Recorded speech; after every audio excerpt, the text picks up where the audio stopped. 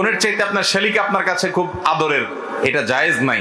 আপনার বাবা মার চাইতে শ্বশুর শাশুড়ির প্রতি শ্রদ্ধা বেশি করেন, এটা জায়েজ। আপনার বোনের চাইতে আপনার শালিকা আপনার কাছে খুব আদরের, এটা জায়েজ নাই। আপনার বাবা মার চাইতে শ্বশুর শাশুড়ির প্রতি শ্রদ্ধা বেশি করেন, এটা জায়েজ। অনেক অমানুষ আছে বাপ মা চেনে না, শ্বশুর বাড়ির খুব বেশি কদর, আবার ভাই বোন চেনে না, শালা শালিকার কদর অনেক।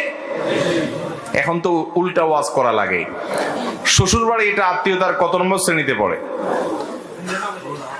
জানেন? কেমনে? দ্বিতীয় নম্বর। আন্দাজ একটা মারি দিছে এতে।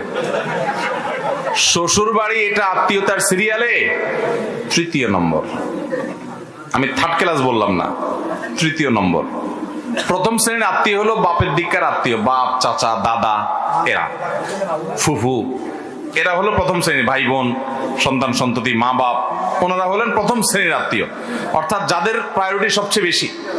এরপরে হলো দ্বিতীয়, যারা আপনার সম্পদের ভাগ পাবে না কিন্তু আত্মীয়, রক্তের সম্পর্ক আছে। তারা কারা? মামা, নানা নানি, খালা, খালু না কিন্তু, খালু খালার স্বামী হিসাবে উনিও আত্মীয়, বাট ওটা আরো পরের, যেহেতু খালুর রক্ত আপনার শরীরে নাও থাকতে পারে।